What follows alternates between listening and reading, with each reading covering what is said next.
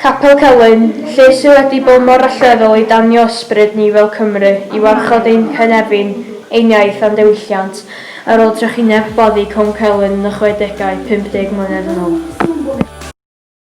The last headmistress of the school was Martha Jane Roberts.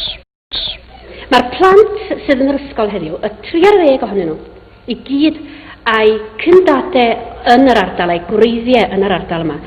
Roedd yn edrych trwy hen lyfr yr ysgol, trwy'r coflyfr cyntaf yn yr ysgol, a gweld enwau plant yma no. Oeddwn i'n wybod sydd yn deidiau ac yn hen deidiau i'r plant sgynnon ni yma heddiw ynte.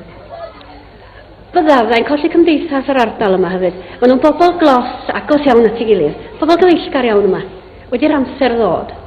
Dwi'n teimlo'n drist iawn am y peth. Teimlo na mod i'n mynd o yma heno ac yn cael drws ar ôl a y plant yn chwalu a na ddim yma hefo nhw eto.